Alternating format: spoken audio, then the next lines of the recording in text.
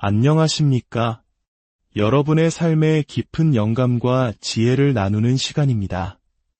오늘 우리는 성경 속에 감추어진 놀라운 비밀, 그리고 우리 각자의 삶을 기적으로 바꿀 수 있는 강력한 원리에 대해 이야기 나누려 합니다. 이 거룩한 지혜의 여정을 시작하기에 앞서 오늘 이 메시지가 여러분의 마음에 울림을 준다면 좋아요와 구독으로 저희의 여정에 동참해 주시길 부탁드립니다. 여러분의 소중한 참여는 이 귀한 말씀을 더 많은 이들과 나누는 축복의 씨앗이 될 것입니다. 이 말씀을 듣는 모든 분들의 삶에 하나님의 평화와 은총이 가득하기를 기도합니다.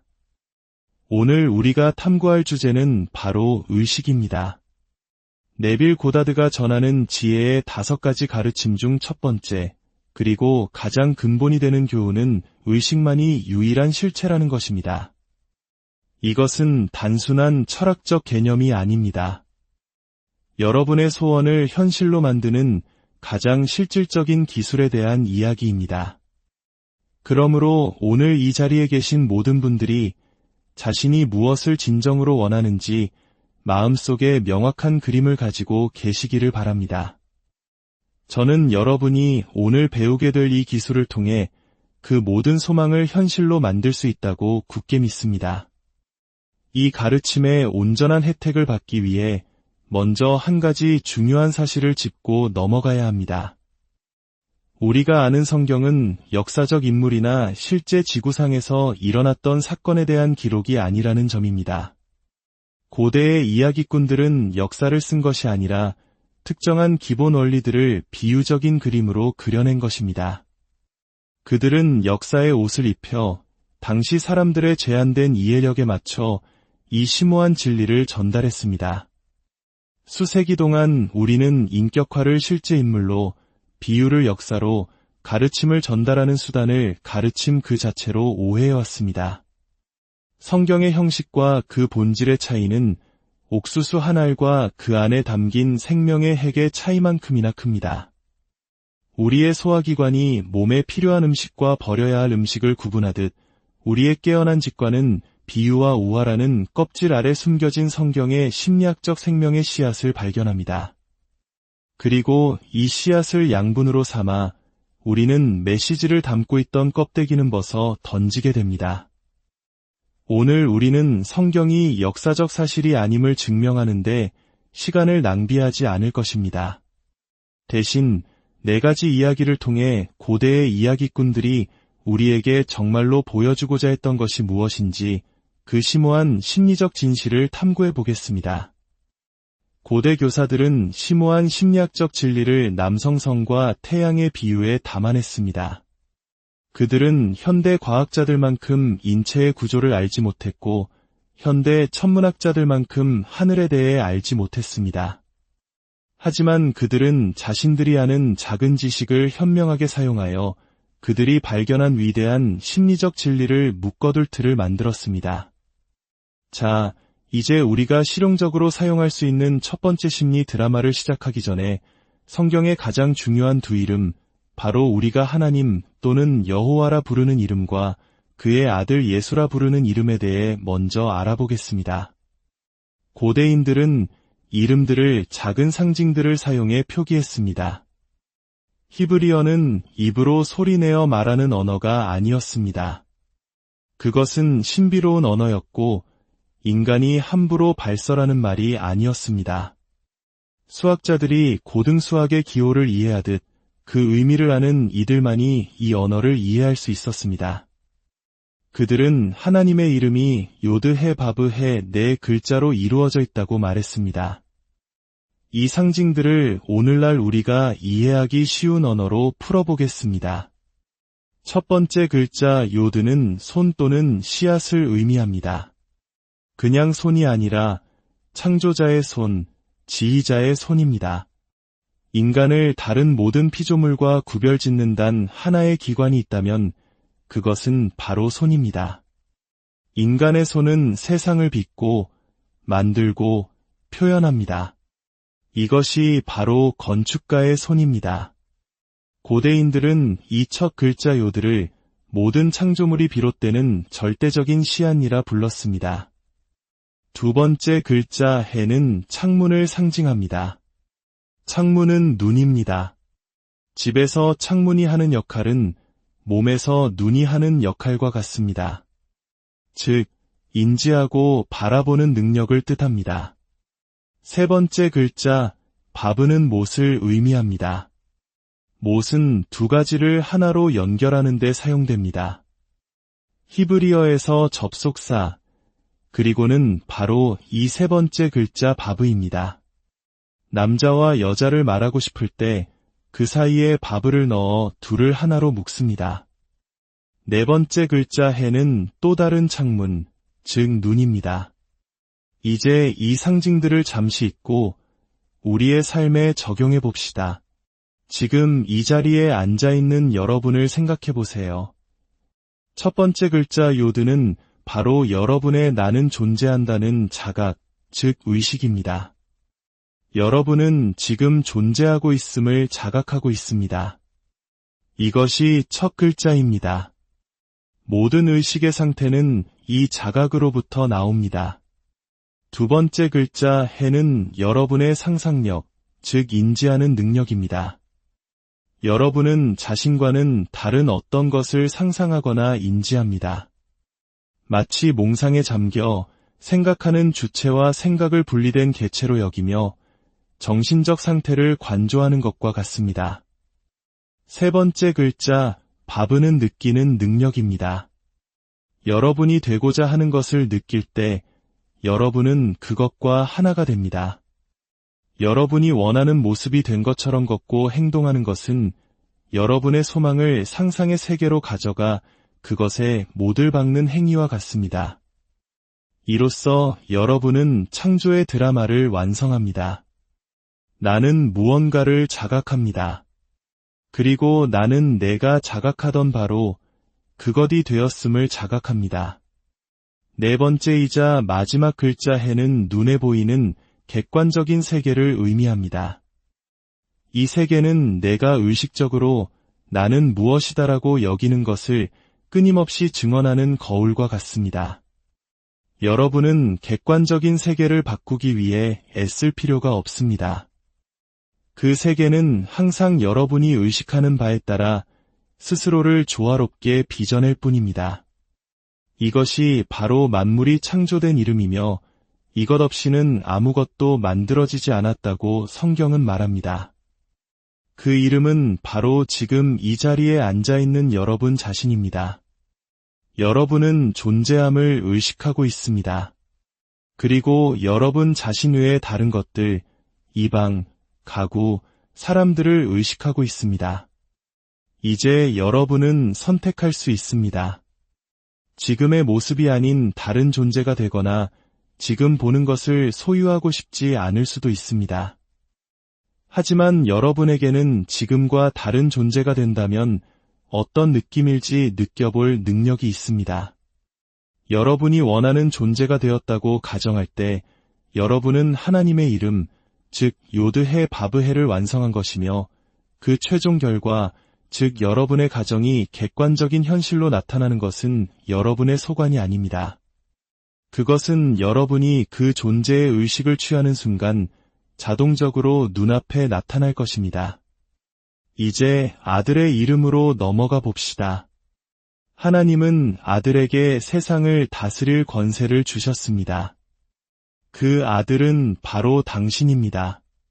당신이 바로 성경에 나오는 위대한 여호수아, 즉 예수입니다. 아들의 이름은 아버지의 이름과 거의 같습니다. 아버지의 이름의 첫 세 글자 요드해 바브는 아들의 이름에도 똑같이 들어갑니다. 그리고 그 뒤에 신과 아인이라는 글자가 추가됩니다. 요드는 당신이 자각하고 있음을, 해는 당신이 무언가를 자각하고 있음을, 그리고 바브는 당신이 자각하는 바로 그것이 되었음을 의미합니다.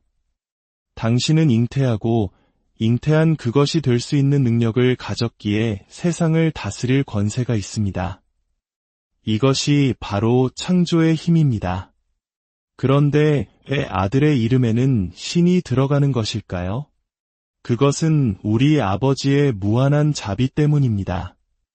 아버지와 아들은 하나입니다.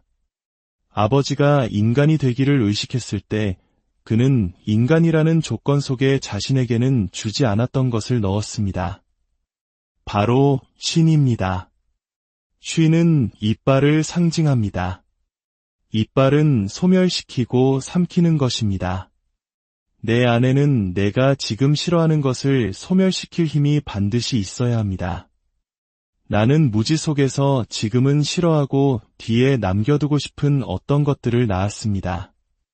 만약 내 안에 그것을 태워버릴 불꽃이 없다면 나는 영원히 내 모든 실수의 세계 속에 갇혀 살아야 할 것입니다. 하지만 아들의 이름 안에 있는 이 신, 즉 불꽃은 아들이 이전에 세상에 표현했던 상태들로부터 분리될 수 있게 해줍니다. 인간은 자신의 의식의 내용물 외에는 다른 것을 볼 수 없습니다. 만약 내가 지금 이 방에서 의식을 거두어 다른 곳으로 주의를 돌린다면 나는 더 이상 이 방을 의식하지 않게 됩니다. 내 안에 무언가가 이 방을 삼켜버린 것입니다. 어떤 것이 나의 객관적인 세상에 존재하기 위해서는 내가 그것을 내 의식 속에서 살아있게 유지해야만 합니다. 바로 아들의 이름에 있는 신이 그에게 절대적인 지배권을 주는 것입니다. 왜 아버지의 이름에는 그것이 없을까요? 이유는 간단합니다. 아버지 안에서는 아무것도 사라질 수 없기 때문입니다. 불경스러운 것들조차도 사라질 수 없습니다. 내가 한번 표현한 것은 영원히 더 큰 차원의 자아, 즉 아버지 안에 잠겨 있습니다. 하지만 나는 내 세상의 모든 실수를 계속 살려두고 싶지 않습니다. 그래서 나는 무한한 자비로 내가 인간이 되었을 때 무지 속에서 세상에 낳은 것들로부터 분리될 수 있는 힘을 나 자신에게 주었습니다. 이 두 이름이 바로 여러분에게 지배권을 줍니다. 여러분의 의식이 유일한 실체인 하나님이라는 것을 알고 세상을 걸어갈 때 여러분은 지배권을 갖습니다. 표현하거나 소유하고 싶은 것을 자각하고 불과 한순간 전에는 상상에 불과했던 그것을 지금 가지고 있고 바로 그것이라고 느낄 수 있는 능력이 여러분에게 있습니다. 성경의 이야기들은 전적으로 상상력의 힘에 관한 것입니다. 그것들은 기도의 기술을 극화한 것입니다. 기도는 미래를 바꾸는 비밀이기 때문입니다. 성경은 인간이 더 작은 세상의 조건을 바꾸기 위해 더 큰 차원의 세계로 들어가는 열쇠를 드러냅니다. 창세기 한 장에서 고대 교사들은 하나님과 인간이 하나이며 인간이 온 땅을 다스린다는 기초를 세웠습니다. 만약 하나님과 인간이 하나라면 하나님은 결코 멀리 떨어져 있을 수 없습니다. 가깝다는 말조차 분리를 의미하기 때문입니다. 그렇다면 하나님은 무엇입니까? 하나님은 인간의 의식, 자각, 나는 존재한다는 그 자체입니다. 인생의 드라마는 우리의 행동보다는 우리의 태도에 의해 상황을 만들어내는 심리적인 것입니다. 모든 것의 기초가 되는 주춧돌은 바로 인간의 자신에 대한 개념입니다. 인간은 자신의 소망이 이루어졌다는 느낌을 가정함으로써 자신의 미래를 그 가정과 조화롭게 만듭니다. 거짓된 가정이라 할지라도 그것을 지속하면 사실로 굳어지기 때문입니다. 훈련되지 않은 마음은 감각이 부정하는 상태를 가정하기 어렵습니다.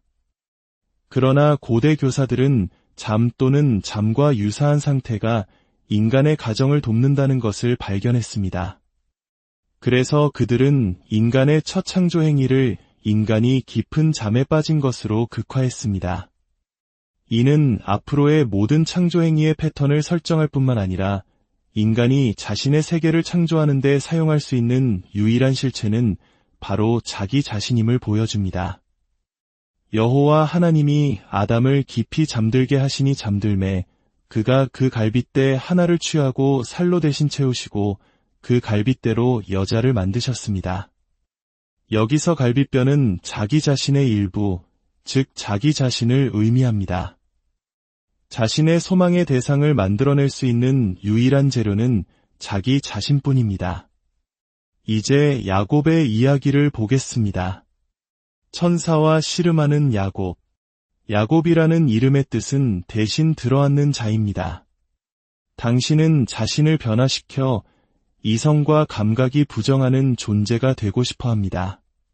당신의 이상과 씨름하며 당신이 그 이상이라고 느끼려고 했을 때, 그리고 마침내 당신이 바로 그것이라고 느끼는 순간 무언가가 당신에게서 빠져나갑니다. 성공적인 명상 후에는 마치 육체적인 창조 행위처럼 그 행위를 계속할 수 없게 됩니다. 만족감을 얻으면 더 이상 갈망하지 않습니다. 만약 갈망이 계속된다면 당신은 내면에서 그 아이디어를 폭발시키는데 성공하지 못한 것입니다. 내가 불과 몇 초 전에는 아니었지만 되기를 원했던 바로 그것이라고 느낄 수 있다면 나는 더 이상 그것이 되기를 갈망하지 않습니다.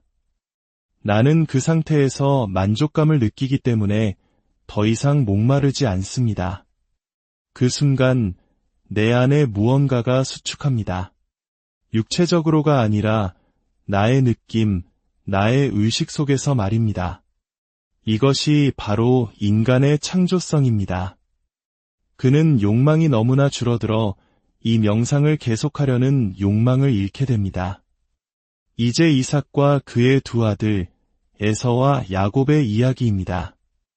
눈먼 아버지가 둘째 아들에게 속아 첫째 아들에게 속한 축복을 주는 그림입니다. 이 이야기는 속임수가 촉각을 통해 이루어졌다는 점을 강조합니다. 이삭이 야곱에게 말했습니다. 가까이 오너라. 내 아들아, 내가 참 내 아들 에서인지 아닌지 내가 너를 만져보려 하노라. 야곱이 그의 아버지 이삭에게 가까이 가니 이삭이 그를 만졌습니다.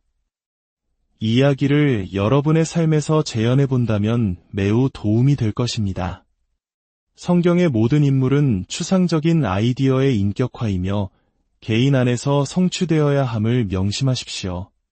당신이 바로 눈먼 아버지 이삭이자 두 아들 모두입니다.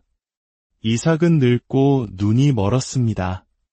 현재 당신이 앉아있는 이 방, 당신의 현재 환경, 이것이 바로 당신의 털이 많고 거친 아들, 에서입니다. 당신의 모든 감각기관이 당신이 지금 여기에 있다는 사실을 증언합니다.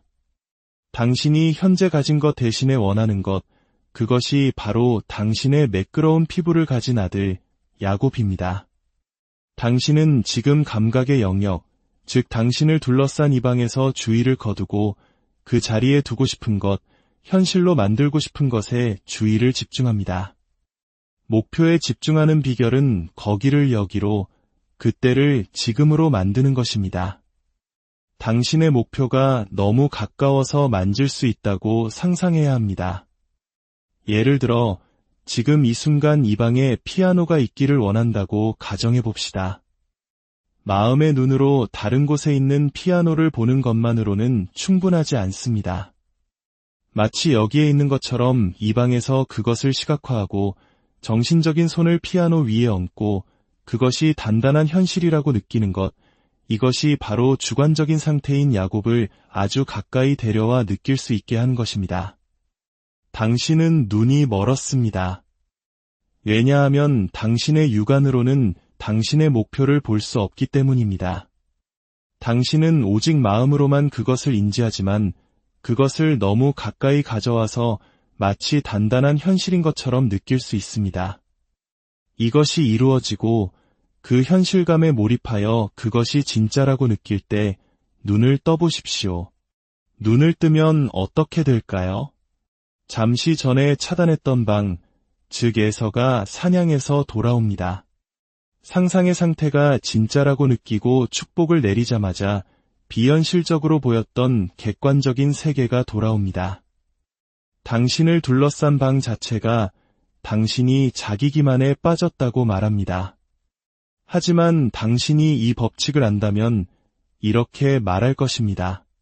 비록 내 동생이 교묘하게 나를 속여 너의 장자권을 빼앗았지만 나는 그에게 너의 축복을 주었고 나는 그것을 되돌릴 수 없다. 즉, 당신은 이 주관적인 현실에 충실하며 그것으로부터 찬생의 힘을 빼앗지 않는 것입니다. 마지막으로 모세의 죽음에 대한 이야기입니다.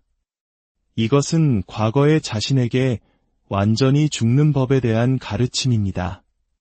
신명기 34장에서 모세는 자신의 부고를 직접 쓰고 아무도 그가 묻힌 곳을 찾지 못하도록 자신을 완전히 지워버립니다. 오늘 밤 당신은 자신의 부고를 쓰는 기술을 배워야 합니다. 지금의 당신에게 너무나 완전히 죽어서 이 세상 누구도 당신이 옛사람을 어디에 묻었는지 말할 수 없게 만들어야 합니다. 만약 당신이 지금 가난하고 모든 친구에게 돈을 빌렸는데 갑자기 부유해졌다면 당신은 가난한 사람을 어디에 묻었습니까? 당신은 마음의 눈에서 가난을 너무나 완벽하게 지워버려서 이 세상 어디를 가리켜도 저기에 내가 가난을 남겨두었다고 주장할 수 있는 곳이 없습니다. 의식의 완전한 변화는 이것 외에 다른 어떤 것이 세상에 존재했다는 모든 증거를 지워버립니다. 고대인들이 우리에게 말하고자 했던 것을 실용적인 의미로 종합해 봅시다. 나의 의식이 하나님이며 내가 원하는 존재가 되었다고 느낌으로써 자신을 변화시킬 수 있다는 것을 발견한 나는 이제 이 산을 오르는데 필요한 모든 것을 갖추었음을 합니다. 나는 나의 목표를 정해야 합니다. 그것이 바로 내가 오를 위대한 산, 느보산입니다. 나는 이제 그것을 묵상하기 시작합니다. 왜냐하면 나는 비스가 꼭대기에 올라야 하기 때문입니다. 나는 만족스러운 반응을 얻을 때까지 나의 목표를 묵상해야 합니다. 내가 원하는 존재가 되었다고 느낄 때 나는 그 느낌과 함께 오는 기쁨을 억누를 수 없습니다. 이것이 바로 향기로운 냄새, 여리고입니다. 그런 다음 나는 그것을 내 세상에 보이게 하기 위해 아무것도 하지 않습니다. 길르앗의 언덕, 즉 나를 둘러싼 모든 세상이 와서 증인이 되어주기 때문입니다. 그들은 내가 가정하고 내 안에 유지하고 있는 바로 그 존재가 나임을 증언하러 옵니다. 내 세상이 나의 가정에 순응할 때 예언은 성취됩니다. 내가 지금 무엇이 되고 싶은지 알고 그것이라고 가정하고 마치 그런 것처럼 걸으면 나는 그것이 됩니다. 그리고 그것이 됨으로써 나는 이전의 자아 개념에 대해 너무나 완전히 죽어서 이 세상 어느 곳을 가리키며 저기에 나의 옛 자아가 묻혀 있다고 말할 수 없습니다. 이제 실천적인 기술을 알려드리겠습니다. 여러분 각자가 오늘 밤 원하는 것에 명확한 그림을 가지고 오셨기를 바랍니다. 첫 번째, 미래를 바꾸는 첫걸음은 욕망입니다. 즉, 목표를 명확하게 정의하십시오. 무엇을 원하는지 확실히 아십시오. 두 번째, 당신의 소망이 성취된 후에 겪을 것이라고 믿는 사건을 구성하십시오. 당신의 소망의 성취를 암시하는 사건 말입니다. 예를 들어 사무실에서 승진을 원한다면 축하를 받는 것이 당신의 소망이 성취된 후에 겪을 사건이 될 것입니다. 세 번째, 육체를 움직이지 못하게 하고 잠과 유사한 상태를 유도하십시오. 그런 다음 정신적으로 제한된 행동 속으로 바로 들어가십시오. 항상 당신이 지금 여기에서 실제로 그 행동을 수행하고 있다고 상상하십시오. 당신은 상상의 행동에 참여해야 합니다. 단순히 뒤로 물러서서 구경하는 것이 아니라 실제로 그 행동을 하고 있다고 느껴야 합니다. 그래서 그 상상의 감각이 당신에게 진짜처럼 느껴져야 합니다. 상상의 행동을 하나의 행위로 압축하고 그것이 현실감을 가질 때까지 계속해서 반복하십시오. 그렇지 않으면 당신의 주인은 연상적인 경로를 따라 방황하게 될 것입니다. 소망이 이루어졌다는 느낌을 가정하고 그 다음 편안하고 졸린 상태에서 자장가처럼 당신의 소망의 성취를 암시하는 짧은 구절, 예를 들어 감사합니다. 감사합니다. 감사합니다. 를 마치 당신이 원하는 것을 준 더 높은 힘에게 말하는 것처럼 반복하는 것이 매우 효과적인 방법입니다. 기억하십시오. 이 모든 드라마는 당신의 마음 속에서 일어납니다. 당신은 다른 사람의 도움 없이도 그것을 실현할 수 있습니다. 당신은 또한 옛 사람을 묻기 위해 누구의 도움도 필요로 하지 않습니다. 죽은 자들이 죽은 자들을 묻게 하십시오. 뒤돌아보지도 마십시오. 이것이 어떻게 이루어질지 스스로에게 묻지 마십시오. 당신의 이성이 그것을 부정하더라도 중요하지 않습니다. 당신이 그것이라고 상상하고 느끼는 순간 당신보다 더 큰 차원의 자아가 그 수단을 결정할 것입니다. 다른 사람이 다치거나 실망할 것이라고 걱정하지 마십시오. 그것은 당신의 소관이 아닙니다. 여러분, 기억하십시오. 힘은 여러분 밖에 있는 것이 아니라 바로 여러분 안에 있습니다. 당신의 의식이 바로 세상을 창조하는 유일한 실체입니다. 당신은 위대한 유다 왕이며 현명한 모세이고 결단력 있는 야곱입니다. 이제 당신 안에 잠들어 있는 신성한 힘을 깨워 기적으로 가득 찬 삶을 창조하시길 바랍니다. 당신의 여정에 하나님의 풍성한 은혜와 축복이 항상